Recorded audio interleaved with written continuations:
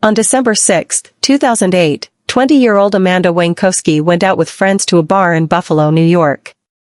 Amanda had a difficult history with substance abuse, particularly heroin, which had led to strained relationships with her family and friends. Despite this, her family remained hopeful that she would eventually overcome her struggles. That night, after a disagreement with her friends, Amanda was last seen leaving the bar by herself around 2 a.m. When she didn't return home the next day, her family began to worry. They filed a missing person report, and police initiated a search, but as days turned into weeks, there were no leads or sightings of Amanda. This disappearance, while concerning, wasn't entirely unusual in cases involving young women with histories of drug use. However, her family was adamant that something had gone terribly wrong. The case would take a dark turn months later, leading to one of the most perplexing and tragic discoveries in the area. 3 months after Amanda went missing, on March 19, 2009, a shocking discovery was made in Buffalo. A woman's decomposed body was found in a dumpster behind a car wash on Bailey Avenue. The body was identified as Amanda Wienckowski, though the extent of decomposition made identification difficult at first. What was alarming, however, was the condition of the body. It appeared to have been placed deliberately, not dumped in a way that suggested a random disposal. The initial assumption was that Amanda had died from a heroin overdose, a theory that seemed plausible given her history. However, several inconsistencies immediately stood out to investigators. The placement of her body and the condition in which it was found suggested that this was not a typical overdose. There were signs of trauma, bruising on her neck, and the way her body was disposed of raised serious questions. Was this a case of a drug overdose gone wrong, or was something more sinister at play? Given Amanda's history of heroin use, the first theory investigators considered was that her death could be attributed to a heroin overdose. This theory was initially supported by the discovery of small traces of heroin in her system. Overdose deaths are tragically common, especially among young adults struggling with addiction, and early speculation pointed toward this as the most likely cause. However, as investigators examined Amanda's body more closely, things didn't add up. Despite the heroin in her system, the physical evidence suggested that the death was not as simple as an overdose. Amanda's neck bore clear signs of bruising that were consistent with strangulation, and there were also signs of blunt force trauma. These findings did not align with an overdose scenario. Additionally, the fact that her body was carefully placed in a dumpster and covered with vomit seemed deliberate, as if someone was trying to hide evidence. This incongruity between the evidence and the overdose theory led to the theory of homicide being introduced into the investigation. As the investigation into Amanda's death progressed, the medical examiner's office revised its initial conclusion. While the first autopsy had suggested an accidental overdose, further examination revealed inconsistencies that could not be ignored.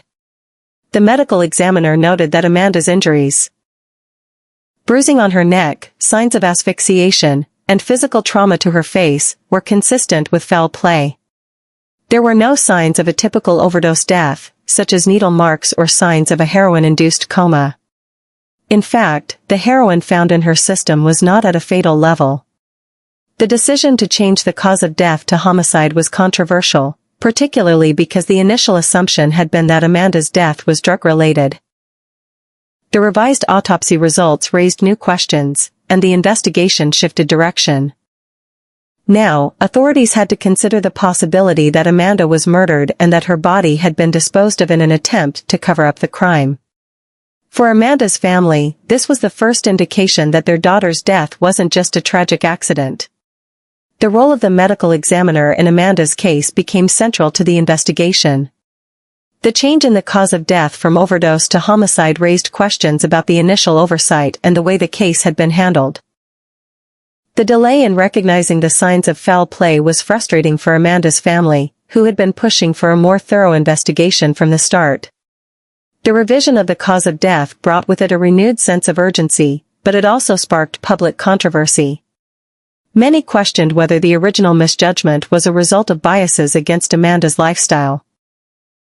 Her history with drugs had led some to dismiss the possibility of murder outright, and this early misstep was compounded by the mishandling of the case. As the investigation shifted to homicide, the family demanded a full investigation into what really happened to Amanda, and they began to voice their concerns about the authorities' initial reluctance to treat her death as a crime. With the change in the cause of death, the investigation into Amanda's murder gained momentum. Police began to focus on Amanda's last known interactions, including those with Michael S. Zendejas, a man with a violent criminal history. Zendejas was known to have had contact with Amanda in the days leading up to her disappearance, and witnesses reported seeing the two together outside a bar. Zendejas had a history of violent crime, including a record of assault, which made him a prime suspect in the eyes of investigators. He was also a known user of heroin, which linked him to Amanda's lifestyle. The authorities began to gather evidence, including surveillance footage from nearby businesses, and focused on Zendejas's movements.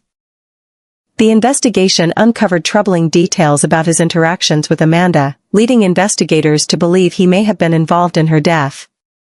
Despite Zendejas denying any involvement, the case was slowly starting to take shape. As the investigation progressed, Michael Zendejas became the focal point. Surveillance footage surfaced showing Zendejas and Amanda together outside the bar shortly before she disappeared. Witnesses also reported seeing the two walking together, but there was no clear indication of what had transpired between them. Zendejas's criminal record, which included violent offenses, made him a prime suspect. His interactions with Amanda, combined with his violent past, added to the suspicion surrounding him. Despite this, Zendejas initially denied any involvement in her death. He claimed that he had no knowledge of what had happened to Amanda and that he had simply been with her that night. However, police were not convinced by his story, and they began to dig deeper into his background. They discovered that Zendejas had a history of aggression and had been involved in other violent incidents, which made him even more of a person of interest in Amanda's case. In 2010, after nearly 2 years of investigation, Michael Zendejas was arrested and charged with the second-degree murder of Amanda Wienckowski. His arrest came after authorities gathered substantial evidence, including DNA that linked him to the crime scene. Additionally, multiple witnesses placed him near the location where Amanda's body was discovered. Zendejas's history of violent crime and his previous interactions with Amanda made him the key suspect. The arrest provided a sense of closure for Amanda's family, who had waited months for justice. However, Zendejas continued to deny any involvement in her death. His arrest marked a turning point in the case, but it also sparked a new set of questions about the circumstances surrounding Amanda's death. Was Zendejas truly the killer, or was he being framed? The answers would come later in the trial. In 2012, Michael Zendejas stood trial for the murder of Amanda Wienckowski. The prosecution's case was built on a combination of forensic evidence, witness testimony, and Zendejas's violent criminal background. The prosecution argued that Zendejas had strangled Amanda in a fit of rage, possibly due to a confrontation or argument. They presented evidence that Zendejas had been with Amanda in the hours before her death, and DNA evidence found near her body helped to link him to the crime. The defense, however, sought to discredit the prosecution's case. They argued that there was no direct evidence that Zendejas had killed Amanda and suggested that her death could have been the result of an accidental overdose. They pointed to the heroin in Amanda's system and claimed that the signs of trauma could have been caused by something other than strangulation. Despite the defense's arguments, the prosecution's case was strong, and the trial was a tense and emotional affair for both sides. The prosecution presented a detailed and compelling case, focusing on the forensic evidence that pointed directly to Michael Zendejas as Amanda's killer. The medical examiner's report, which showed signs of strangulation and blunt force trauma, was key in making the case for homicide. The prosecution also highlighted Zendejas's violent history, which included previous assaults, as evidence that he was capable of committing such a crime. Witness testimony played a crucial role, with several individuals confirming that they had seen Zendejas with Amanda shortly before her death.